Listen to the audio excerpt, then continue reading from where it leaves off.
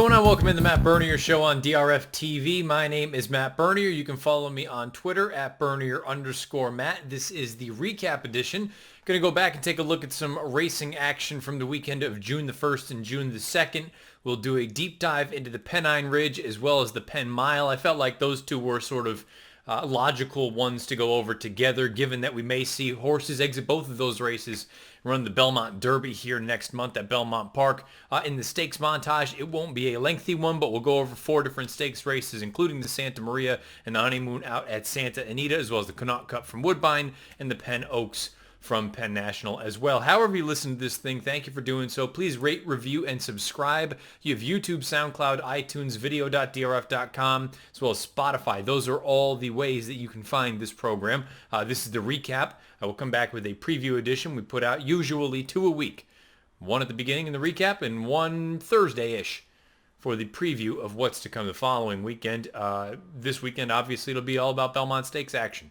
We'll dive into that race as well as some other graded stakes action from Belmont Park on Saturday afternoon, the third and final jewel in the American Triple Crown. But first things first, let's go through this most recent weekend, the recap, excuse me. And then we'll also give you a little bit of quick hits and the weekend's best as far as buyers are concerned at the end of this. But let's dive into the first race, shall we? The Pennine Ridge, Belmont Park, their main event on Saturday afternoon. This was a nice field of 3-year-olds assembled. Mile and 1/8 on the inner turf. Of course, you had 7 of them go postward. And the favorite was Social Paranoia for Todd Pletcher. This was a beautiful race where you could go a number of ways. I mean, you had, 6 of the 7 horses were single-digit odds. You had 5 horses between 5-1 and 2-1. This was really a nice betting race. You could go a few different ways. Todd had 2. Chad had 2.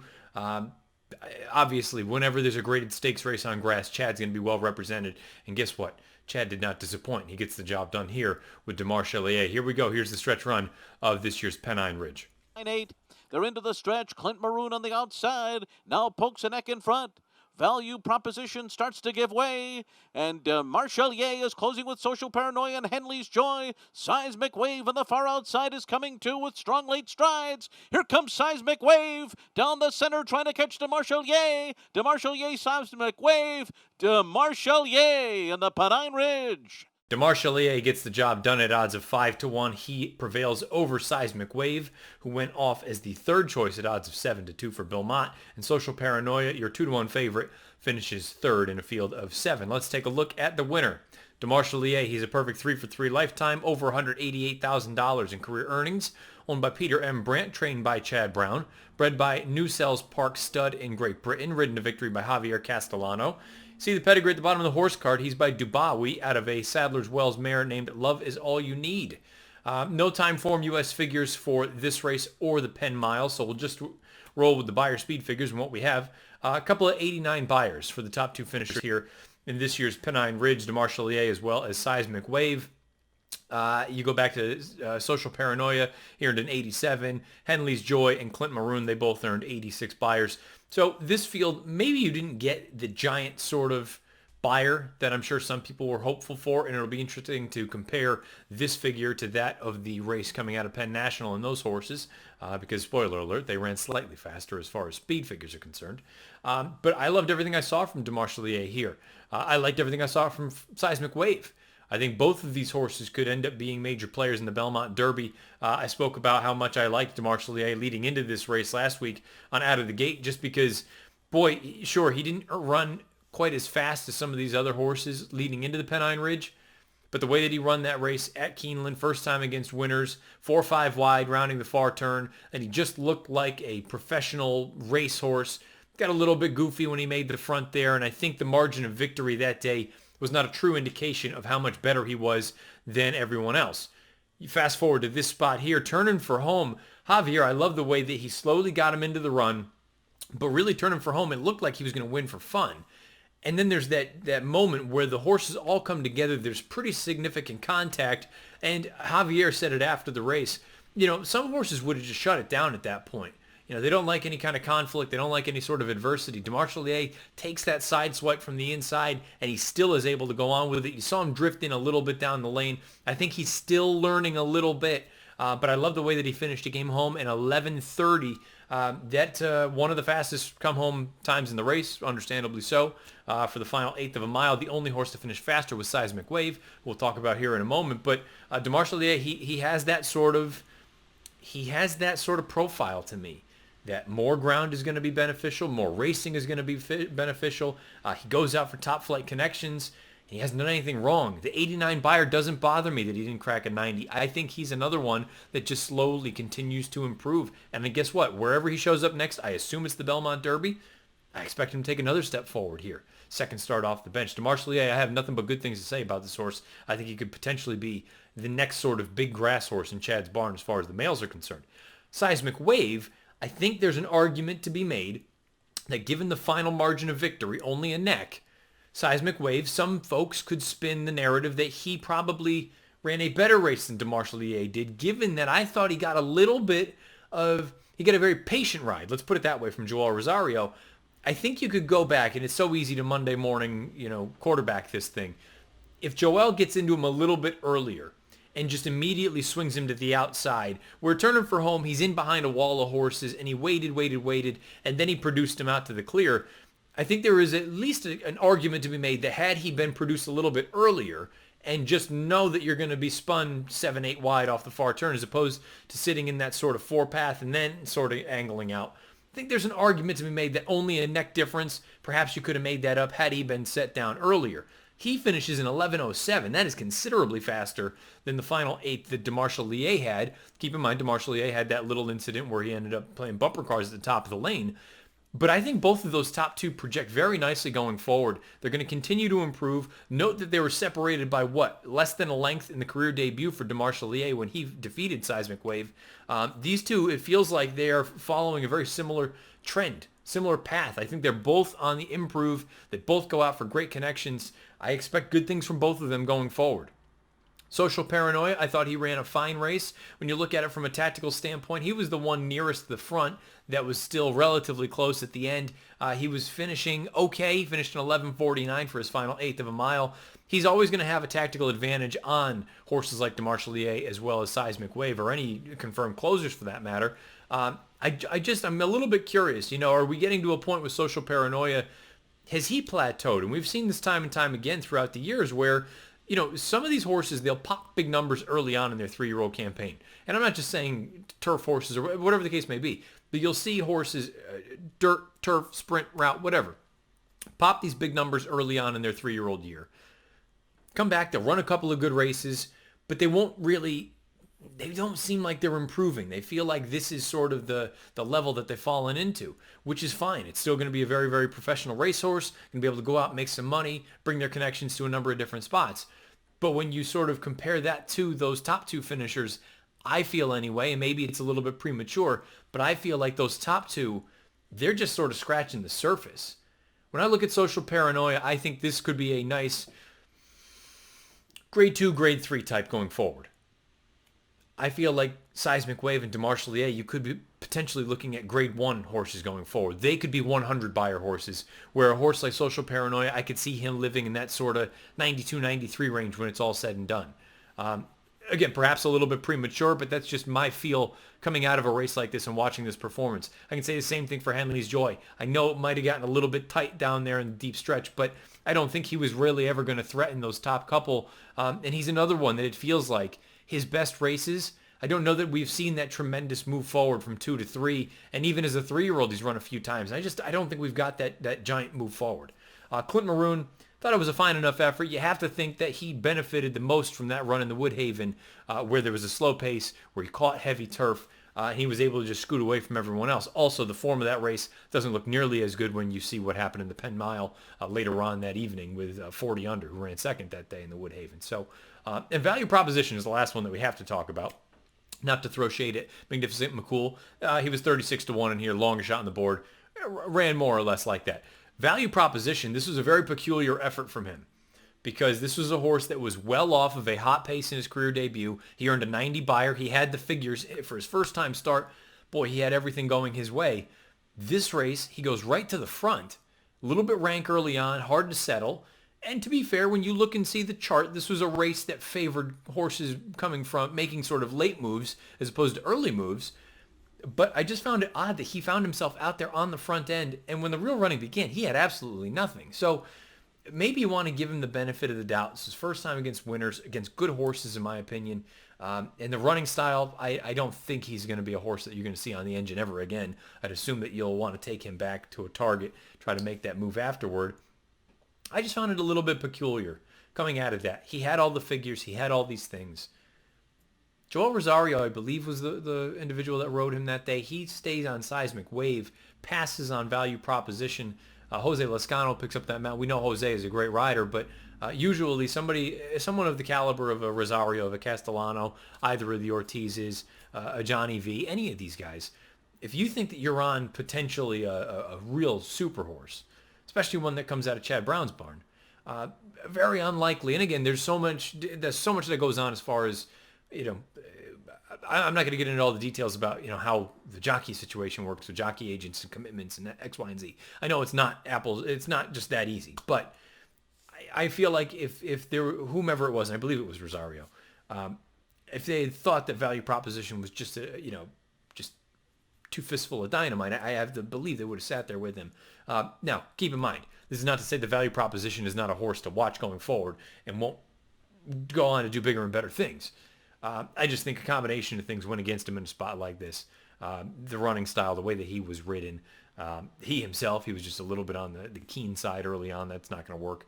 And first time against good horses. So maybe you want to give Value Proposition another opportunity. I'd like to see him drop back into sort of an allowance rank, get a little bit of confidence, get back into the swing of things, and then maybe we see him in a stake race over the summer. But I think the top two horses in this race in the Pennine Ridge, I think they're both going to be major players in this division going forward, whether it's the Belmont Derby, whether it's the Secretariat at Arlington, you name it. Going forward, I think there's going to be big horses. Keep in mind, there's a big 3-year-old race now at Belmont in the fall. I believe it's the Jockey Club Derby. A lot of money on the line. You can very easily see these horses back there in a spot like this. DeMarshall Lier and Seismic Wave, I think the two names that if you're not familiar with, you should get familiar with. One goes out for Chad Brown, the other goes out for Bill Mott. They both earn 89 buyers. DeMarshall Lier prevails in the Pennine Ridge. Co-headliner out at Penn National Saturday night was the Penn Mile, along with the Penn Oaks. You'll see that in the stakes montage and the quick hits. Let's take a look at the field. 8 3-year-olds going the mile distance on the grass. Post-time favorite was A Thread of Blue for Kieran McLaughlin. This was a horse bet down to 7-5 come post-time. The beautiful thing about A Thread of Blue, and I maintain it's the most important trait that any racehorse can have. I don't care about surface, distance, age, doesn't matter, whatever the case may be. If you can go to the lead, if it's given to you and be effective, and you can also have instances where if someone else goes, you can sit just off of a target and be as effective. That's what A Thread of Blue has. But as important as that is, you still got to go out there and run the race. Let's take a look at the stretch run of this year's Penn Mile. To come after him second. Cutting the corner now. Moon Colony looks to come on. And to the outside, Casa Creed. Real News going to get the challenge from Moon Colony inside. Casa Creed is next. Not tonight for A Thread of Blue. Here's Moon Colony taking over. Casa Creed rolls up the outside, but Moon Colony and Julian Leperoux to win the Penn Mile. Casa Creed was second. Real News third. Some interesting things to go over in this race and discuss the victory of Moon Colony. At odds of 9-1 for Mark Cassidy and company, finishes a little bit more than a length ahead of Casa Creed, who finishes second at odds of 9-2, and Real News, your pace setter, finishes third at odds of 6-1. Your 7-5 favorite, A Thread of Blue, finishes fourth. Let's take a look at Moon Colony, 3 of 7 lifetime, over $370,000 in career earnings. Owned by John C. Oxley, trained by Mark Cassidy, bred by St. Elias Stables, LLC in Kentucky. Ridden to victory by Julian Leperoux. You can see the pedigree at the bottom of the horse card. He is by Uncle Mo out of a Carson City mare named Promenade Girl. 90 buyer speed figure for Moon Colony here, winning this year's Penn Mile, a grade 2 event. Casa Creed earns an 87, Real News an 86, and then we have a pretty big chasm between the third and fourth place finishers as far as distance as well as speed figures. Real News with the 86, A Thread of Blue a 76 buyer speed figure, and then considerably lower going backward. The reason I say there are some interesting things to go over with this race. First things first, the course condition. The turf was officially listed as yielding. When I look at the times of this race, along with the Penn Oaks, which was the race preceding, along with the Pennsylvania Governor's Cup, which was the turf sprint prior to the Oaks, I don't know that I'm 100% on board with it being yielding. I feel like if it were yielding, the pace would have been, or the fractions and times would have been considerably slower. But at the same time, a good fast mile is right around the minute 35. And these boys went a minute 37 and 2. So perhaps it was a little bit more taxing. Maybe the pace situation in both, and really all three of the races, is a little bit more taxing than maybe it seems at face value. For what it's worth, the fractions of this race, 22 and 3, 47 and 3, 12 and 3 for 3/4. They stopped the clock in 37 and 2. When you take a look at the flow of this race, the only horse that really made up a ton of ground was Moon Colony. This is going to be sounding like a sob story, but I'm talking to all the diehard handicappers out there. And I know you all have had instances like this. You ever have an instance where there's a horse that you like many, many moons ago, and for one reason or another, they just don't run well, and then they go away for some time, and then they come back, and you see him, and you go, that's the last thing in my mind. I'm going to go elsewhere. And they come back and they bite you in the rear end. That's exactly what happened here for me with Moon Colony. Moon Colony was a horse that I picked in a stakes race at Gulfstream Park back at the beginning of January. Truth be told, I probably dropped the ball there because there wasn't a ton of pace for him to run at that day. But I loved his run at Fairgrounds prior to that. He looked like a legitimate racehorse. He looked like one with a big turn of foot. Goes away for some time. I see him in here and I go, I want the recency. I don't know. Maybe he's not as good as I thought he was. Again, it sounds like a sob story, but I'm just trying to relate with all of you because I know you have all been there in the same instance. And nobody likes to hear about spilt milk. Cry about spilt milk, however that saying goes. You get the gist. Moon Colony is an interesting horse because he was the only one that did any real finishing from the back of the pack. His final quarter was 24:06. 24:06 is not a ballistic final quarter mile, so perhaps that leads into the idea that maybe the turf was a little bit more on the yielding side than I'm initially giving it credit. But at the same time, it does make me a little bit leery about this race as a whole going forward, especially when you compare it to the horses we saw in the Pennine Ridge. There's just a part of me that wonders if those horses that ran at Belmont on Saturday are just that much more talented than the horses that we saw at Penn National on Saturday night, as far as the boys are concerned. Especially when you look and see the way that Moon Colony ran. Beautiful ride from Julien Leparoux, glued to the rail, waits, things open up, shoots through. It's a beautiful thing. It's always nice when that rail skimming trip works out. But when you look and see some of the other horses in here, Casa Creed, nice horse, but I don't know that he's improving. Real News, I loved him in that race at Pimlico 2 weeks ago. And I thought with the pace situation that day, I know it was his first time going out to 2 turns, but I thought with the pace situation that day, there was no excuse for him to lose that race. He comes back here, runs more or less the same race, I think. The pace was a little bit more demanding, but very clearly just he couldn't either see out the distance or was beat by better horses. And a Thread of Blue, I suppose, was a little bit disappointing. I think there's a case to be made that a Thread of Blue has had a lot of running in a short amount of time. He ran through all those Gulfstream races. He ran a big race at Churchill Downs on Derby weekend. Then he comes here. Maybe he's going to be one of those horses that gets a little bit of a breather here before we see him with a summer campaign. You see, the other thing I think that makes this race difficult to analyze is the wagering was a little bit peculiar. The Black Album took a ton of money when in the double will pays seemed pretty clear that he would be 4th or 5th choice. He was 2nd choice for a long, long time. And the horse that I ultimately landed on, 40 under, was just terrible. I don't know what the hell happened there, but he was in a beautiful position going into the far turn, and he just dropped anchor. There was no fight whatsoever. So you hope everything's okay with the horse. But if something went wrong, at least there'd be an excuse, because this was just a terrible effort. And then going back, kind of dovetailing with the Pennine Ridge, you see what happened with the horse that went out there and cut out the fractions in that Woodhaven. I believe that was Clint Maroon. He didn't really run all that well against better horses. 40 under runs terribly in this spot. Maybe that Woodhaven is going to be one of those negative key races going forward. And maybe I just analyzed it all wrong. But this is an interesting race to take a look at. And I do wonder going forward what this race is ultimately going to signify going forward. Let's say a horse like Moon Colony goes to the Belmont Derby. I mean, strictly from a buyer standpoint, he's going to have faster figures than the horses coming out of the Pennine Ridge. But if I had to make a choice, there'd be no question I would be leaning toward either of the top two finishers from the Pennine Ridge over the top finisher here in the Penn National race. And that's not to be a slight against Moon Colony. I'm just unsure of what to make of this race, and I don't think I'll really have a definitive sort of thought until we see how these horses exit it. But just at face value, a little bit of a peculiar run. But doesn't change the fact that Moon Colony is now a graded stakes winner. He gets the job done in the Grade 2 Penn Mile with a 90 Beyer speed figure. I mentioned at the top it's going to be a relatively short stakes montage. 4 of them. We'll rip through those. We'll come back, give you some quick hits, some quick thoughts, and then we'll dive right into the weekend's best as far as Beyers are concerned. So here we go. Without further ado, this week's stakes montage. A big sweeping move on the outside up to take the lead.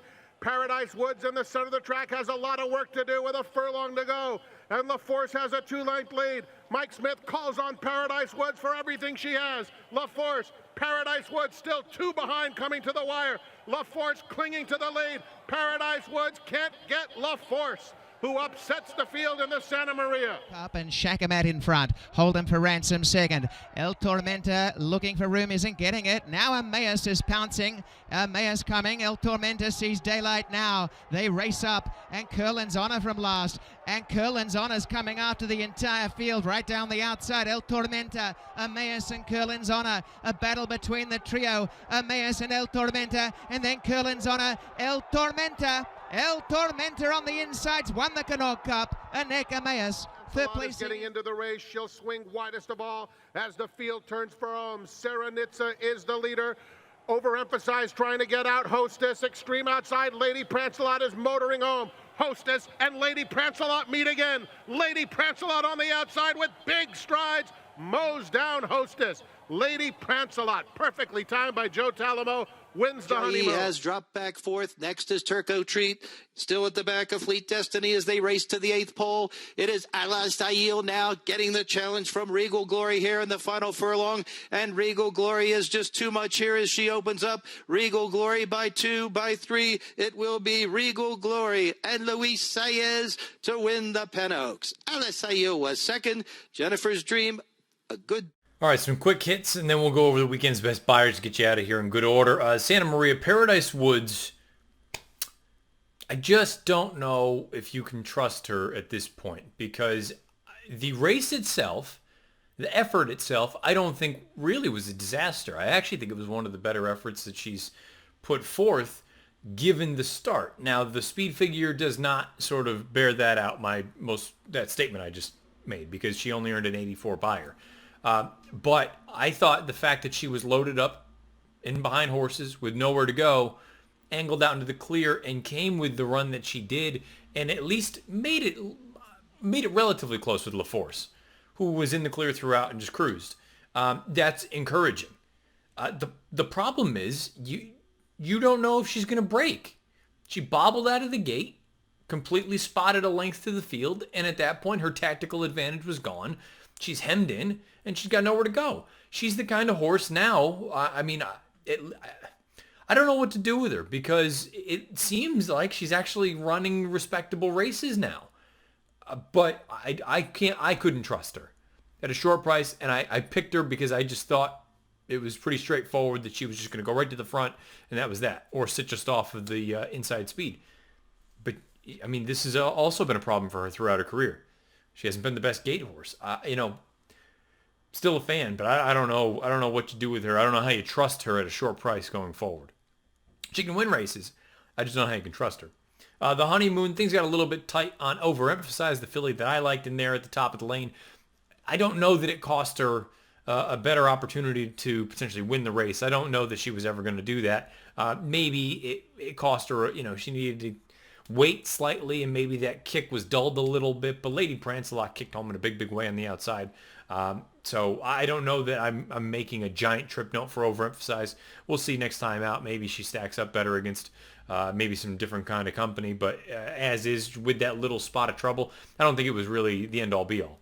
The Penn Oaks Regal Glory, she was visually fantastic, never out of a gallop, did what she was supposed to do against that field at odds of 1-9. Now, the sort of question becomes, can she do that against better horses? Well, I shouldn't say that. Let me rephrase that. She's not going to look like that against better horses. She only earned an 84 Beyer. Can she run well against better horses, because that to me is the thing that you need to find out now. You got to test her a little bit. You got to see if she can run with the big girls. And if she can, obviously everything is open. Everything's in play. But I don't know that you learned a heck of a lot in the Penn Oaks, because she did what she was supposed to do. She did it very visually impressively. But I don't know if that's going to translate against better horses. In the Connaught Cup, this is one where this is a trip note that I've already made. If we were doing a horse watch this week for Out of the Gate, this would be my horse watch. There are going to be many of you, I'm sure, that will go back and watch the tape or already have, agree or disagree. That's the beautiful thing about trip handicapping. There's no guarantee that he would have run. But Savage Battle, I thought, was loaded to go and legitimately never got a chance to pick his feet up because he was just stuck in behind horses. Very, very late on, he was out into the clear, and that was that, and he picked up some pieces. But this is a horse, to me, he was already a big price in that race. I think there is an opportunity wherever he shows up next where he could pop at a giant number, because I think he was going to run. Now, would he have won? I'm not saying that, but I think he would have run and at least been competitive in there. And the fact that it's going to look as terrible on paper as it does, if you're one of those folks like me that think he was going to go, this is the best thing that you possibly could ask for, because I think he's going to be a massive price in his next race, because some people just look at the paper and say there was nothing there. He just didn't pick his feet up. I've made a serious note for Savage Battle, wherever he should show up next coming out of that Connaught Cup. So there you have it. Quick hits from the stakes montage. Let's take a look at the weekend's best as far as buyers are concerned. 3-year-old males on dirt, Mr. Moneybags in 95 in the Texas Stallion Series down at Lone Star. 3-year-old fillies on dirt, Summerland in 84 in a stakes race at Hastings. 3-year-old males on grass, Moon Colony, a 90 in the Penn Mile. We spoke about that race already. 3-year-old fillies on grass, Lady Prancelot. You just saw her win the Honeymoon with an 85 buyer. We have a tie for the older males, Pink Lloyd and Potomac. They both earned 97 buyers. Older fillies and mares on dirt, Bronx Beauty, a 93 at Penn National. Older males on grass, El Tormenta and Pure Sensation. They both earned 98 buyers. And the older fillies and mares on grass, Morticia in an allowance race down at Churchill Downs. She earns a 94 buyer. There you have it, the weekend's best as far as buyer speed figure performances are concerned on the recap edition. However you've been listening, thank you for doing so. Please rate, review, and subscribe. YouTube, SoundCloud, iTunes, video.drf.com, as well as Spotify. Questions, comments, concerns beneath the video player on YouTube or directly to me on Twitter at Bernier_Matt. I will be back on Thursday this week with the preview edition, going over the Belmont Stakes. It'll probably be a quick rip through the Belmont, simply because we're going to have Belmont content every 7 ways that you could possibly imagine it. So I'll just do sort of a Spark Notes version on my pod, and then we'll also probably take a look at 1 or 2 other races coming up on Saturday from Belmont Park. It is one of my favorite days of the year. I think it's right there with the Breeders' Cup. Maybe it's not quite on par with Breeders' Cup Saturday, but I think it's every bit as good as Breeders' Cup Friday, and I've made it clear. The Belmont Stakes itself is my favorite of the 3 Triple Crown races, bar none. So we'll dive into all that on the preview edition on Thursday afternoon. Until then, best of luck however you play, whatever you play, and wherever you play. This has been the recap edition of the Matt Bernier Show.